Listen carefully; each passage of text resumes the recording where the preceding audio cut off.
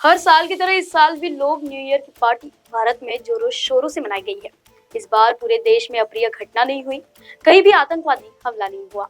लेकिन हम आपको दुनिया का सबसे सुरक्षित देश यानी अमेरिका के बारे में बताते हैं कि अमेरिका में कैसे इस साल शुरुआत में ही फायरिंग, धमाके और हत्या से हुई है। नमस्कार, मैं गौरी इंगले, आप सभी का राष्ट्रवान में स्वागत है। इस सब के बावजूद अमेरिका कहता है कि वह दुनिया का सबसे अधिक सुरक्षित देश है। उसके पास सबसे अच्छी पुलिस, सुरक्षा तंत्र और सबसे अच्छी सेना है। जब पूरी दुनिया नए साल के जश्न में डूबी थी, तब अमेरिका में फायरिंग, धमाके और हत्या की घटनाएं हो रही थी। इन घटना में अब तक 15 से ज्यादा लोगों की जाने जा चुकी है। जो अमेरिका खुद को दुनिया का सबसे सुरक्षित देश बताता था, वह एक के बाद एक लगातार हिंसक घटना में बन चुका है। हॉलीवुड फिल्मों में जो अमेरिका खुद को एलियन से बचाने की बात करता था, वह नए साल के जश्न में मनाते हुए लोगों को सुरक्षित नहीं रख पाया। सबसे पहली घटना 1 जनवरी को न्यू ऑरलियंस शहर में हुई, जहां नए साल में जश्न मना रहे लोगों को शमसुद्दीन जाबर नामक व्यक्ति ने एक पिकअप ट्रक से कुचल दिया। इसके बाद वो ट्रक से बाहर निकला और ट्रक से बाहर निकलकर उसने फायरिंग शुरू कर दी। इस घटना में 15 से ज्यादा लोगों की मौत हो गई है, 35 से ज्यादा लोग घायल हो चुके हैं। इस घटना के बाद पुलिस ने उस व्यक्ति को मुठभेड़ में ही मार गिराया। अमेरिका की सुरक्षा एजेंसी ने इसे आतंकवादी हमला बताया जा रहा है, क्योंकि इस ट्रक से आईएसआईएस का झंडा मिला, कई हथियार बरामद हुए और विस्फोटक उपकरण भी मिले हैं।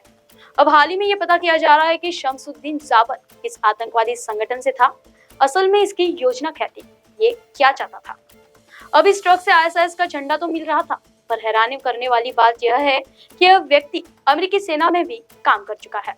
पुलिस के मुताबिक ये व्यक्ति ज्यादा से ज्यादा लोगों को इस ट्रक से कुचलना चाहता था, यानी इस ट्रक को वो एक हथियार के रूप में इस्तेमाल कर रहा था।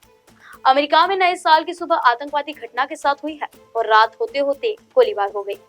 एक घटना में एक नाइट क्लब में मास शूटिंग हो गई है, जिसमें 100 से ज्यादा लोग घायल हो गए हैं। यह घटना न्यूयॉर्क के क्वींस शहर में हुई है। इस नाइट क्लब के अंदर करीब 90 लोग थे और 15 लोग बाहर लाइन में लगे हुए थे।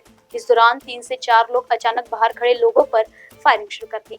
ऐसी ही तीसरी घटना अमेरिका में लास वेगास शहर में हुई है, जब 2 जनवरी की सुबह ट्रम्प होटल के बाहर खड़ा टेस्ला ट्रक एक साइबर ट्रक में बॉम्ब ब्लास्ट हो गया। इस साइबर ट्रक में एक ड्राइवर था, जिसकी मौके पर ही मौत हो चुकी है और 7 अन्य लोग घायल हो गए हैं।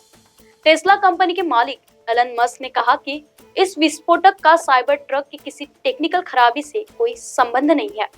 उन्होंने इसे भी आतंकवादी हमला बताया और कहा कि इस ट्रक में विस्फोटक रखे गए थे, जो बाद में इस विस्फोटक का कारण बन चुके थे।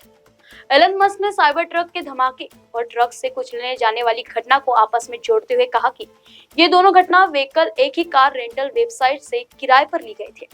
इस घटना में सबसे बड़ी बात है डोनाल्ड ट्रंप और एलन मस्क का कनेक्शन, क्योंकि ये घटना जिस होटल के बाहर हुई है वह ट्रंप का होटल था और जिस साइबर ट्रक में बम रखा गया था वो ट्रक एलन मस्क की कंपनी टेस्ला का था। इसलिए सवाल उठ रहा है कि क्या इन दोनों की छवि बिगाड़ने के लिए ये हमला किया गया था या फिर ये कोई सोची समझी साजिश है। आज के लिए फिलहाल इतना ही। मेरे साथ देखते रहिए राष्ट्रवान।